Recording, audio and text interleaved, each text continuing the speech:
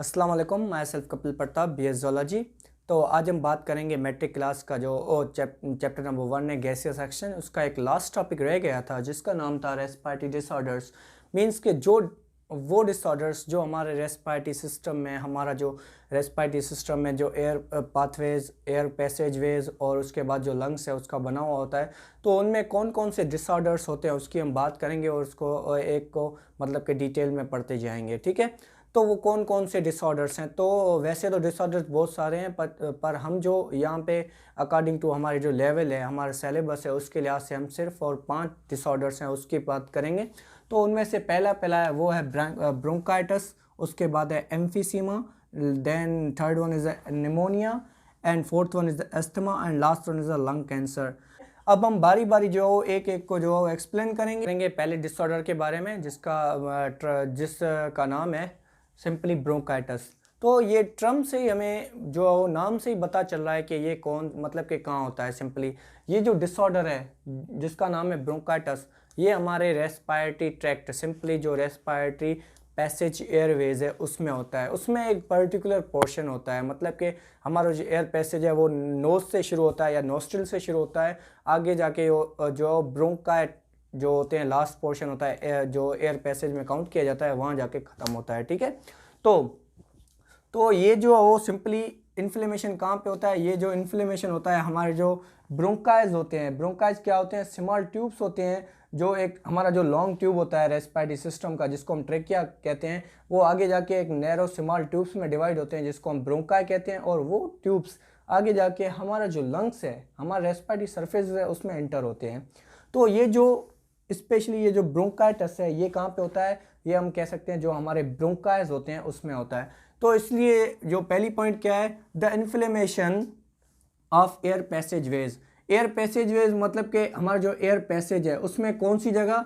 उसमें सिंपली जो हमारी कौन सी जगह होती है? हमारे जो ट्रेकिया के बाद जो पोर्शन आता है जिसको हम कहते हैं ब्रोंकाई, जो स्मॉल ट्यूब्स होते हैं आगे जाके इंटर होते हैं किसमें? आगे जाके इंटर होते हैं हमारे लंग्स में। तो ये जो इन्फ्लेमेशन होता है वो स्पेशली जो इस ब्रोंकाई के अंदर होता है, जिसकी वजह से इसका नाम रखा गया है ब्रोंकाइटिस। ब्रोंकाई मतलब कि जो पोर्शन होता है वो, ठीक है, जहाँ पे ये काज होता है, सिंपली जिसको हम ब्रोंकाई कहते हैं, जो स्मॉल ट्यूब्स होती हैं, और टिस का मतलब होता है सिंपली इन्फ्लेमेशन। तो वो इन्फ्लेमेशन जो ब्रोंकाई के अंदर होता हो उसको हम कहते हैं ब्रोंकाइटिस। ठीक है, तो इसके काजेज क्या होते हैं, इसके रीजंस क्या होते हैं, मतलब कि ये कैसे होता है, क्या इसके कौन से जो हो मतलब के रीजंस होते हैं, किस वजह से होता है? तो इसमें जो 2 रीजंस हमें जो इंक्लूड किए गए हैं, हमें बताए गए हैं, एक जो होता है स्मोकिंग। तो ये जो सिगरेट पीना या स्मोकिंग करने की वजह से भी होता है, और उसके बाद मतलब कि कभी कभी ऐसा होता है कोई हेल्दी पर्सन भी होता है उसमें जो वो स्मोकिंग भी नहीं करता पर उसमें जो ये ब्रोंकाइटिस हो जाता है। तो सिंपली उसमें जो ब्रोंकाइटिस होता है तो उसका काज क्या होता है? उसका कुछ ऐसे बैक्टीरियाज होते हैं मतलब कि जो वो ब्रोंकाइटिस करवाते हैं, मतलब कि जो कारण बनते हैं किसके? ब्रोंकाइटिस के। जो इन्फ्लेमेशन होता है उसके कारण जो होते हैं वो कुछ ऐसे बैक्टीरियाज भी होते हैं। तो लाजमी नहीं है कि जो स्मोकिंग ना करता हो उसको भी ये उसको नहीं हो सकता, तो उसको भी हो सकता है किसके कारण? उसके जो उसको बैक्टीरियाज के थ्रू भी हो सकता है। ठीक है, तो इसके 2 रीजंस थे या 2 काजेज थे, एक था स्मोकिंग, दूसरा था कुछ ऐसे बैक्टीरिया। अब हमें कैसे पता चले कि एक आदमी है या एक ह्यूमन है उसको ब्रोंकाइटिस हुआ है कि नहीं? तो कुछ ऐसे इलामातों से होते हैं, कुछ ऐसी निशानियां होती है जिससे हमें पता चल जाता है कि इसको ये है डिजीज या ये डिसऑर्डर इसको हुआ है। ठीक है, तो उसके कुछ ऐसे जो सिम्टम्स हैं जो जिसे हम बात करेंगे, जिसको हम जो एक्सप्लेन करेंगे या फिर हम जिसको डिस्क्राइब करेंगे सिंपली। ठीक है, जिसके बारे में हम बात करेंगे। तो उसमें पहला जो सिम्टम है वो होता है खांसी। तो जिसको ब्रोंकाइटिस होगा उसको खांसी होगी। खांसी क्यों होती है? क्योंकि जो हमारा एयर पैसेज है उसमें अगर जैसे सिंपली हम एग्जांपल ले लें कि हम जो खाना खाते हैं तो खाने का थोड़ा सा भी पार्ट जो हमारे विंड पाइप में चला जाता है तो हमको जो एकदम से खांसी होती है। तो ये जो बार बार हमारे क्या है, हमारा जो ब्रोंकाइटिस है जो हमारा विड पाइप है जो आगे जाके डिवाइड हो रहा है किसमें, दो स्मॉल ट्यूब्स में, जिसको हमने ब्रोंकाई कहा, उसमें एक इन्फ्लेमेशन हो रहा है। तो क्या कर रहा है, वो बार बार इरिटेशन क्रिएट कर रहा है, जिसकी वजह से हमें खांसी होती है। तो पहला सिम्टम क्या होता है, इसमें जो कफ होती है, मतलब कि खांसी होती है। उसके बाद इसमें दूसरा जो सिम्टम है वो क्या है, उसमें जो दूसरा सिम्टम है इंक्रीज इन म्यूकस सीक्रेशन। तो इसमें क्या होता है, ज़्यादा से ज़्यादा जो म्यूकस सीक्रेशन मतलब म्यूकस की सीक्रेशन होती है। म्यूकस क्या है, म्यूकस एक स्टिकी मटेरियल होता है जो हमारे जो एपिथेलियल सिलिएटेड सेल्स हैं जो हमारे रेस्पिरेटरी ट्रैक्ट के अंदर प्रेजेंट होते हैं, जिसका काम होता है म्यूकस सीक्रेट करना, और हमारा जो डस्ट पार्टिकल्स जो आते हैं एयर के साथ उनको जो ट्रैप करके उनको जो एयर से जो फिल्टर करना, सिंपली। ठीक है। उसके बाद हमें जो तीसरा कौन सा है, तीसरा सिम्टम ये है कि शॉर्टनेस ऑफ ब्रीथिंग, जो हमारा जो सांस लेना है उसमें जो तकलीफ होगी, उसमें जो हम सांस सही से नहीं ले पाएंगे। उसके बाद इसमें जो चौथा जो सिम्टम होता है वो होता है फीवर। तो जिसको जो ब्रोंकाइटिस होगा उसको जो हल्का हल्का बुखार भी आएगा। ठीक है। तो ये था पहला डिसऑर्डर जो कहाँ हो रहा है, जो हमारे जो रेस्पिरेटरी एयर पैसेज है सिंपली वहाँ पे हो रहा है, उसमें एक इन्फ्लेमेशन काज हो रहा है जिसको हमने कहा है ब्रोंकाइटिस। ठीक है। अब हम सेकंड जो डिसऑर्डर की बात करेंगे जिसको हम बोलते हैं एम्फीसीमा। अब हम बात करेंगे कंडीशन नंबर मतलब कि डिसऑर्डर नंबर 2 जिसका नाम है एम्फीसीमा। तो ये क्या होता है, ये कंडीशन होती है जिसमें जो हमारे एल्वुलाइज हैं उसकी जो प्रोग्रेसिव डिस्ट्रक्शन होती है। प्रोग्रेसिव डिस्ट्रक्शन का मतलब ये कि वो 1 बाय 1 जो डैमेज होना शुरू हो जाते हैं। इससे आहिस्ता आहिस्ता होकर जो हमारे लंग्स के सारे जो एल्वुलाई है वो आहिस्ता आहिस्ता जो डैमेज होते जाते हैं। तो इसका काज क्या होता है, जो मतलब कि प्रोग्रेसिव डिस्ट्रक्शन का, तो इसका काज ये होता है कि जो हमारे ह्यूमन है या जो पेशेंट है जिसमें ये कंडीशन काज होती है, वो जो पेशेंट है वो ऐसे एरिया में या ऐसे इन्वायरमेंट में रह रहा होता है जिसकी एयर जो है उसमें इंडस्ट्रियल पॉल्यूटेंट्स मौजूद हैं। मतलब कि वो सब्सटेंस जो इंडस्ट्री जो है वो वेस्ट एज अ वेस्ट जो है वो सीक्रेट कर रही है, एयर में रिलीज कर रही है। ठीक है। तो उसकी वजह से क्या होता है कि जो पीपल है या ह्यूमन है जिस इन्वायरमेंट में रह रहा है, तो उसमें वो क्या कर रहा है, मुसलसल जो उसी एयर में जो एक्सचेंज गैसेस कर रहा है। तो इस वजह से जो एयर है उसकी बॉडी के अंदर जा रही है, उस वजह से क्या हो रहा है कि जो इंडस्ट्रियल पॉल्यूटेंट्स हैं जो एयर के अंदर मौजूद है वो भी उसके बॉडी के अंदर मतलब कि रेस्पिरेटरी ट्रैक्ट है या रेस्पिरेटरी सिस्टम है उसके अंदर जा रहे हैं।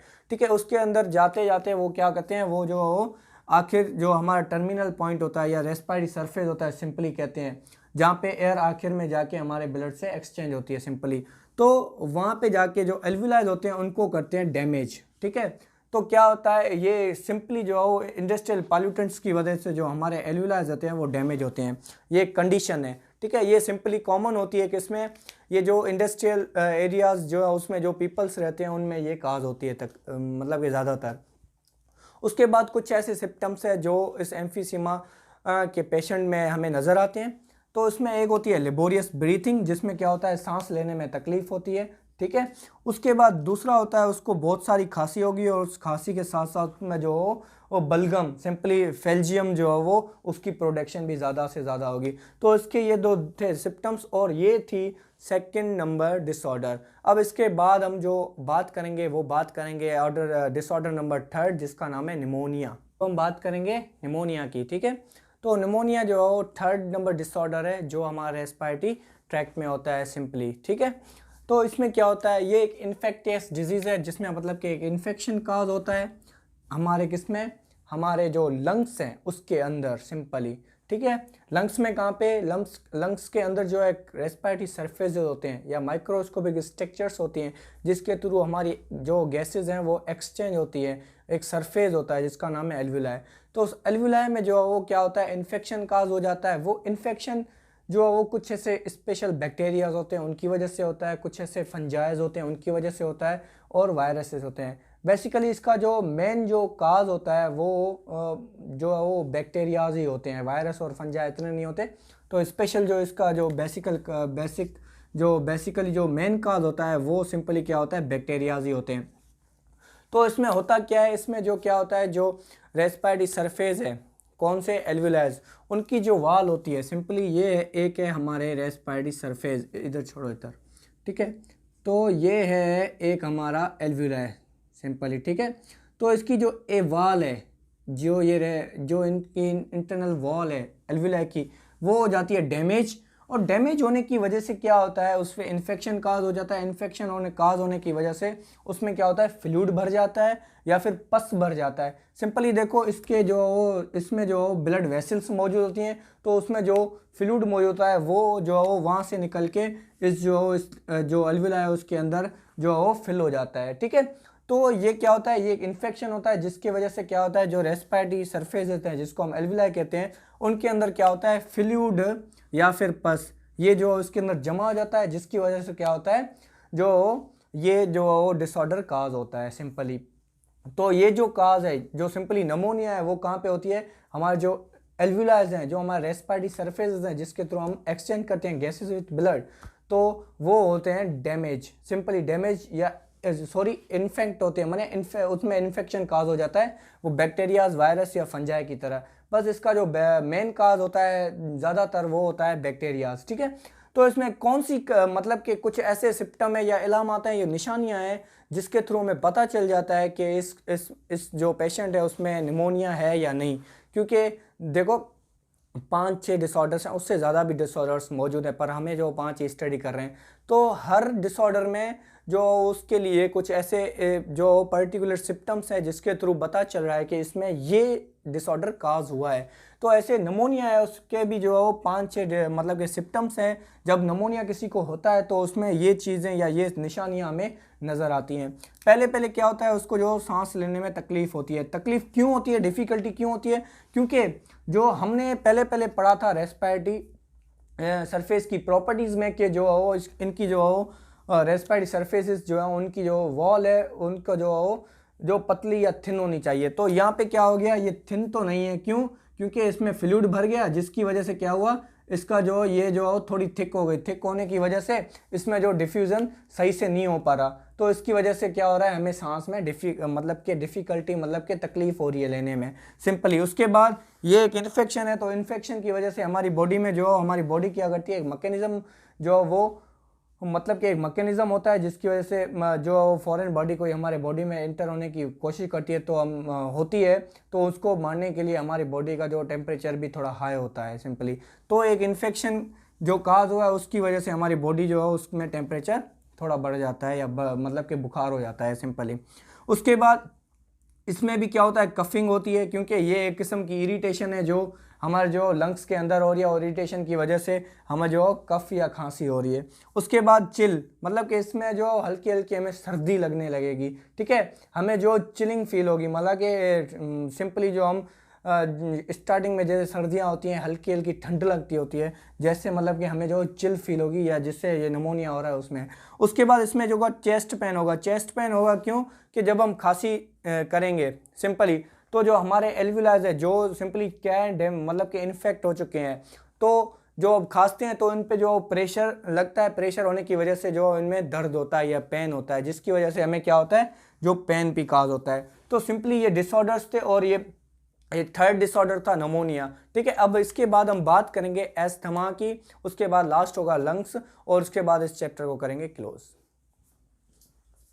अब हम बात करेंगे एस्थमा या एज़मा की। ये एक जेनेटिक डिसऑर्डर होता है जो कुछ लोगों में होता है और कुछ में नहीं होता। कुछ ऐसी जीन्स होती हैं जो ट्रांसफ़र होके आती हैं, जिसकी वजह से ये डिसऑर्डर काज होता है। बेसिकली ये एस्थमा क्या है, ये एक एलर्जिक कंडीशन होती है। ठीक है, तो एस्थमा में होता क्या है, ये एक इन्फ्लेमेशन कंडीशन ऑफ एयरवेज है। इसमें क्या होता है, हमारा जो इन्फ्लेमेटरी मैकेनिज्म है वो काम करता है। ठीक है, तो इसमें होता क्या है, कुछ ऐसी चीज़ें होती है जो ट्रिगर करती हैं इस कंडीशन को, या एलर्जिक एलर्जिक कंडीशन को जो ट्रिगर करती हैं या उसको करवाती हैं सिंपली। जैसे कि पोलिन्स हैं, डस्ट है, स्मोक है, फर है और फीदर्स है, और इसके कुछ और भी सब्सटेंस होते हैं जिसकी वजह से हमारे जो रेस्पिरेटरी सिस्टम है उसमें एलर्जी काज होती है। तो बेसिकली होता क्या है, ये एक एलर्जिक रेस्पॉन्स होता है जो इन चीज़ों की वजह से हमारा एयर पैसेज है वो एलर्जिक रेस्पॉन्स देता है। ठीक है, उसकी वजह से क्या होता है कि उसमें क्या होता है कि जिस पेशेंट को एस्थमा होता है उसको सांस लेने में इशू होता है, डिफ़िकल्टीज होती है, क्योंकि उसका जो सिंपली एयर पैसेज है वो नैरो हो जाता है, उसका डायमीटर छोटा हो जाता है, उसकी वजह से उसको सांस लेने में आसानी आसानी नहीं होती, या डिफ़िकल्टी काज होती है, मतलब कि उसको तकलीफ़ होती है सांस लेने में। तो कुछ ऐसे अलामात या निशानियाँ होती हैं जिसकी वजह से हमें पता चलता है कि अस्थमा क्या मतलब कि क्या इसमें पेशेंट में है या नहीं है। तो कुछ ऐसे मतलब कि निशानियाँ या सिम्टम्स है उसको हम बात करेंगे। सिंपली पहला होता है शॉर्टनेस ऑफ ब्रीथिंग। इसमें क्या होता है, सिंपली जो है सांस लेने में इशू होता है। ये ऐसे कि फॉर सपोज जो सिंपली जो हमारा जो सिस्टम है, रेस्पिरेटरी सिस्टम, जो एयर पैसेज है ट्रेकिया से ब्रोंकाई से लेकर आगे लंग्स में, ठीक है। तो सिंपली ये पैसेज है, इसका जो डायामीटर है वो हो जाता है छोटा हो जाता है। उसके साथ साथ इसमें क्या होता है, इसमें म्यूकस सिक्रेशन भी होती है जिसकी वजह से इसका और डायामीटर छोटा हो जाता है, जिसकी वजह से जो एयर है वो अंदर आ रही है और बाहर जा रही है, उसको आने और जाने में मसला क्रिएट हो रहा है, जिसकी वजह से हमारी जो बॉडी है उसमें शॉर्टनेस ऑफ ब्रीथिंग होती है, मतलब कि सही से सांस ले नहीं पाते, ठीक है। उसके बाद इसमें क्या होता है, हमारे चेस्ट पेन होता है, सीने में दर्द होता है, ठीक है। उसके बाद विजिंग साउंड ड्यूरिंग एक्सपायरेशन, ये एक मतलब कि एक सिम्टम है, एक मतलब कि अलग सा सिम्टम है जो दूसरे जो हमने डिसऑर्डर पढ़े उसमें नहीं था, ठीक है। तो इसमें क्या होता है, एक विजिंग साउंड होता है, क्रिएट होता है जब हम सांस बाहर छोड़ते हैं तब। एक्सपायरेशन मतलब जब हम सांस को बाहर निकालते हैं तब क्या होता है, ये जो डायमीटर है ये बहुत छोटा हो गया है और इसमें जो बहुत कम स्पेस बची है, और बहुत कम स्पेस में जब एयर जो बाहर आ रही होती है तब उसमें विजिंग साउंड क्रिएट होता है, ठीक है। उसके बाद इसमें जो कफ होती है मतलब कि खांसी होती है। इसमें खांसी कैसे कि सिंपली देखो, जो म्यूकस है जो हमारे रेस्पिरेटरी ट्रैक्ट के अंदर या एयर पैसेज के अंदर मतलब कि जो प्रोड्यूस हुआ है, सीक्रेट हुआ है, जिसकी वजह से क्या हुआ है, इरिटेशन काज हो रही है। इरिटेशन काज होने की वजह से क्या हो रहा है, जो एस्थमा पेशेंट है उसको जो है वो खांसी भी होती है, सिंपली एक सिम्टम के या एक निशानी के तौर पे। तो सिंपली ये था एस्थमा। और इसके बाद जो लास्ट हम बात करेंगे लंग कैंसर, वो क्या होता है। बात करेंगे लास्ट डिसऑर्डर की, रेस्पिरेटरी डिसऑर्डर, जिसको हम कहते हैं लंग कैंसर। सिंपली जो लंग कैंसर है उसका मेन काज होता है स्मोकिंग, और उसके साथ साथ जो है वो एयर पॉल्यूशन भी होता है, जो समटाइम्स जो है वो cause of cancer, lung cancer बनता है। बट जो माइनली जो मेन काज होता है वो स्मोकिंग ही होता है। इसमें होता क्या है कि जो स्मोक जो है, वो जो धुआं है, उसमें कुछ ऐसा मटेरियल होता है, कुछ ऐसे सब्सटेंस होते हैं जो क्या करते हैं, जब जो सेल के अंदर जिस डीएनए होता है उसको जो है उसको चेंज कर देते हैं, उसको अल्टर कर देते हैं, जिसकी वजह से क्या होता है, जो सेल होता है वो एबनॉर्मल हो जाता है और वो अपना फंक्शन नहीं कर पाता, ठीक है। और ऐसे ही जो वो एबनॉर्मल सेल्स इकट्ठे होकर एक ऐसा मास बना लेते हैं जो क्या करते हैं, जो दूसरे सेल्स होते हैं सिंपली जो उनसे जो क्या करते हैं, उनको उनका फंक्शन नहीं करने देते, और उनसे जो है उनका फूड जो है वो लेके वो खुद जो खा जाते हैं, और ऐसे ही जो ये एबनॉर्मल सेल जो डिवाइड होते जाते हैं, और ऐसे करते करते जो लंग्स से भी जो स्प्रेड होके वो बाहर जो दूसरे टिश्यूज़ तक फैल जाते हैं, ठीक है। तो सिंपली इसमें क्या होता है कि यूजुअली इसमें जो मेन काज होता है वो स्मोकिंग होता है, जिसकी वजह से जो लंग कैंसर होता है। उसके साथ साथ जो वो एयर पॉल्यूशन भी जो समटाइम काज बनती है इसमें, मतलब कि समटाइम जो एयर पॉल्यूशन भी होती है जिसकी वजह से लंग कैंसर होता है। इसमें क्या होते हैं, जो एबनॉर्मल सेल प्रोड्यूस होते हैं, जिसमें क्या होता है कि स्मोकिंग जो है वो, इसमें एक ऐसा मटेरियल मौजूद होता है जो क्या करता है, डीएनए को अल्टर कर देता है, मतलब कि उसमें चेंजिंग कर देता है, जिसकी वजह से वो सेल जो है वो एबनॉर्मल हो जाता है। और ऐसे ही एबनॉर्मल सेल, एक सेल दूसरे सेल को एबनॉर्मल करता है, दूसरा तीसरे को, ऐसे करके करके ये क्या करता है, एक मास बन जाता है सिंपली। और इसका काम कोई नहीं होता, इसका काम ये होता है दूसरे जो सेल्स होते हैं, नॉर्मल सेल्स, उनसे जो खाना छीन के खुद जो वो खा जाना, इसको हजम करना, क्योंकि ये जो डिवाइड होने की, इनके पास डिवाइड होने की सलाहियत बहुत होती है, ये बहुत तेज़ी से डिवाइड होते हैं, तो उसके लिए इनको एनर्जी चाहिए, जिस वजह से वो क्या करते हैं, दूसरे सेलों का खाना भी खा जाते हैं और खुद डिवाइड होते जाते हैं, जिस वजह से ये एबनॉर्मल सेल बढ़ जाते हैं, ठीक है। तो ये एबनॉर्मल सेल पहले तो जो लंग्स में प्रोड्यूस होते हैं सिंपली, उसके बाद क्या होता है कि आहिस्ता आहिस्ता ये जो वो लंग्स से बाहर जो दूसरे टिश्यूज़ होते हैं उसमें भी जो फैल जाते हैं। तो ऐसी कैंसर जो एक टिश्यू एक जगह हो, या एक टिश्यू या एक ऑर्गन में हो, और वहाँ से वो ट्रांसफ़र होकर दूसरे ऑर्गन्स तक ये फैल जाए, तो ऐसे टाइप की कैंसर को हम कहते हैं मैलिग्नेंट कैंसर, ठीक है। तो वो कैंसर जो एक जगह या एक टिश्यू में हो और उसके बाद वहाँ से ट्रांसफ़र होके बहुत जो मतलब के टिश्यूज़ हैं उनमें फैल जाए सिंपली। फिर क्या होता है कि जो जिसको लंग कैंसर होता है उसमें कुछ ऐसे सिम्टम्स, कुछ ऐसे साइंस या निशानियाँ होती हैं या इलामात होते हैं जिसके थ्रू जो हमें पता चल जाता है कि इसको मतलब कि कौन सा डिसऑर्डर हुआ है, एस्थमा है, लंग कैंसर है, या मतलब कि जो है वो निमोनिया है सिंपली। तो लंग कैंसर है, कुछ इसके कुछ ऐसे अलामत है जिसके थ्रू हमें पता चलता है। तो इसमें क्या होता है, जो शॉर्टनेस ऑफ ब्रीथिंग होता है, मतलब कि सांस लेने में बहुत सारा मसला होता है, ठीक है। उसके बाद जब इसमें एक बात है कि जैसे हमने दूसरों में पढ़ा था कि कफ हो रहा था, उसमें ब्लड नहीं आ रहा था, पर जिसको लंग कैंसर होगा वो जब खांसी लेगा, मतलब ये खांसी करेगा या कफ होगी उसको, तो उस कफ के साथ उसके जो बॉडी से जो रेस्पिरेटरी सिस्टम से कफ के साथ जो ब्लड भी निकलेगा, ठीक है।